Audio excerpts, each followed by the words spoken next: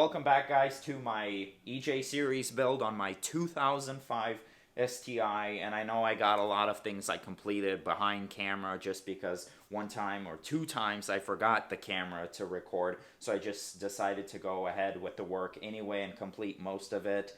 But as you can see already, I've pretty much got everything complete. The last video we were able to slap on the heads, and then we were able to, get all the gaskets and the right torque specs in the heads. And then yesterday, I was able to complete the entire timing belt set. So got the cam gears on, new timing belt on. I got new sprockets or idlers, and then the sprockets on. I got a brand new tensioner on here. When I took apart my motor a couple months ago, that this timing belt guide for the crank shaft right here, it was missing, and I don't know who the fuck did the last timing belt, installed the last timing belt kit, but they totally forgot to put that on, and that is very important if you have a manual car, in case you stall it or you get rear-ended. That way your timing doesn't jump teeth. Was able to get the TGVs on. I have this one on and torque down. I have this one on but not torque down just because I had to get two brand new bolts for it from Ace Hardware, and I was able to find those. And then I was able to get the fuel lines in and the fuel injectors. I was able to get the crossover pipe. The next thing I have to work on is getting the timing cover back on it. I have to flip it over. I have to do the oil pan. I have to do the baffle and pickup. I have probably 8 hours to complete it. So we'll see how much we can get done in that amount of time. I'm hoping we can get a lot done, but yeah. So first thing I'm going to get started getting the timing cover on, and then after that we'll just see.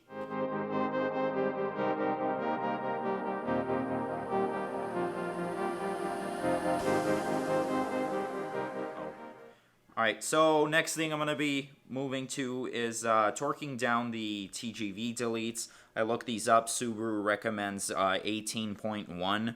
I don't know why they added the 0.1 in there, but apparently it needs to be done. So we're going to torque all these bolts down to 18.1. What I'm going to do is torque down the outer ones first to 18.1, and then I'll do the middle ones second. And one more thing I want to note real quick. I did a semi TGV delete on this STI engine. All I did was take out all the butterfly valves in here on both sides, but I still kept the stock TGV. Like you can see, the actuators are still on each end. That way when I plug it back into the car, it's not going to throw any codes that I'm going to have to get rid of. Like eventually, yeah, I'll do a full TGV delete, but I kind of ran out of money on this build, so I'm going with what I've got, So, poor little kid building his motor. But yeah, let's get these bolts down torqued real quick, and then we will move on, flip the motor over, and probably work on the oil pan.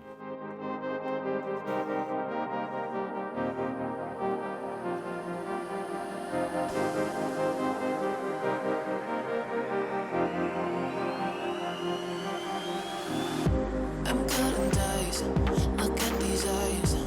They're not here to please you.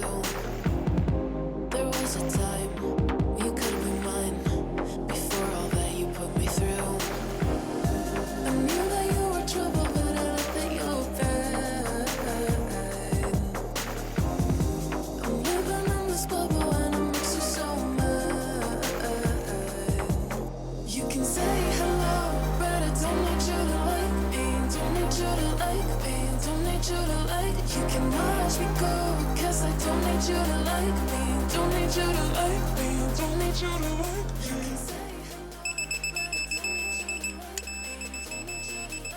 I don't need you to like me. Don't need you to like me. Don't need you to like. You can watch me go, 'cause I don't need you to like. Perfect. Next thing's up, oil pan. I'm gonna get the baffle, the pickup on here, and then I will work on the RTV, putting that on the oil pan itself. I did end up cleaning all the surfaces with the old RTV silicone on here. I just took one of those scuff pad wheels that you attach at the end of a drill and used the drill on the highest setting, and then cleaned all that out. It works really good, actually. So yeah, I'm gonna clean this up one more time before I slap it on. Make sure you take some brake cleaner to it and wipe it off. Same with this end, the whole surface on here all around. Clean that off real quick too, and then you'll be ready to go.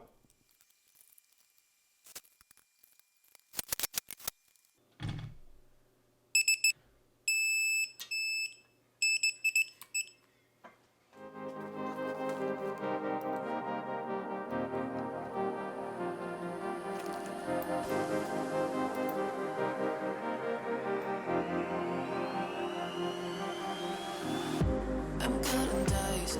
Look at these eyes. They're not here to please you. There was a time you could be mine before all that you put me through. I knew that you were trouble, but I don't think you were bad. I'm living in this bubble and it makes you so mad. You can say hello, but I don't need you to like me. Don't need you to like me. Don't need you to like. You can watch me go, 'cause I don't need you to like me. Don't need you to like me. Don't need you to like. You can say hello, but I don't need you to like me. Just finished up the oil pan, and I got the dipstick tube in as well with the 2 little new O-rings that went in here. Torque specs for the oil pan, 3.6 foot-pounds. I looked it up on Subaru's manual, and that's what it said. So I took those to 3.6 foot-pounds. Next thing we're gonna have to work on is the headers as well as the up pipe. That way we can actually slap the turbo on. The engine is upside down right now, so yeah, I'm gonna get the headers on next.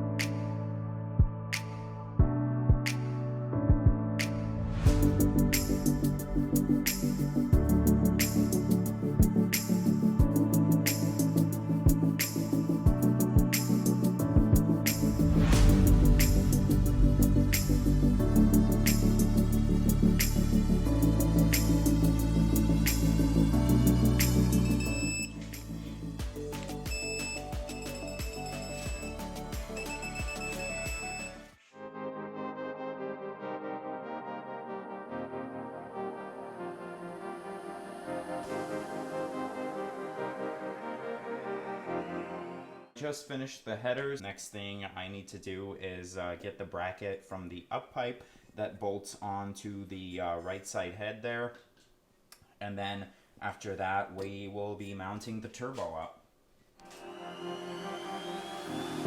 I'm cutting dice. Look at these eyes. They're not here to please you.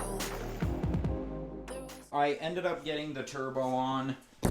The only hard part really was getting this oil, what is that, the oil feed line or the oil drain line connected to it, while getting it connected to the downpipe at the same time, just because like it was angled weird and I really couldn't get it unless I actually lifted the whole turbo off the off the downpipe and then got this in first and then put the turbo on the downpipe. Then it worked. But anyway, I got it snug. There's no torque spec to these banjo bolts. You just do it by hand. So if you feel it's tight enough, then it's probably tight enough. Don't over torque them. You don't want to strip them. And then another thing for the downpipe, I gotta get this wrapped. I know there's no kind of heat shield around it. It's gonna get really fucking hot. I will get it wrapped eventually. I'm probably gonna do that like either tomorrow or the next day. It had a shitty heat shield on it from factory, and I ended up taking that off just because it looked bad. But yes, you do need a downpipe either wrapped or with a heat shield on it. Otherwise, it's gonna melt all the shit under here. So, yeah, don't make that mistake. Next thing I want to do is get the turbo inlet in. That way I can start working on the manifold that goes over this, and then I'm gonna go with brand new gaskets as well.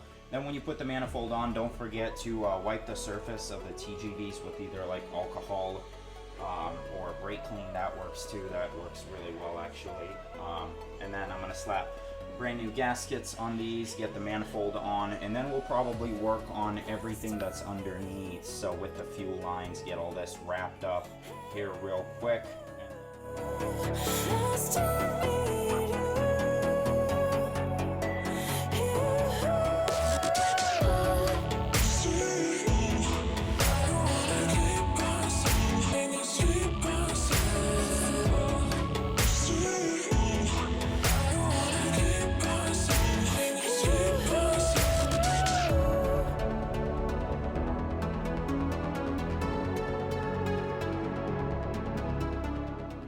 So as you can see, we got a lot more on than the turbo inlet. Sergey and I started working with the manifold, all the piping, the wiring harness itself, and all the vacuum lines. We're still having a tough time kind of figuring out where everything goes because I didn't take a picture of every single thing.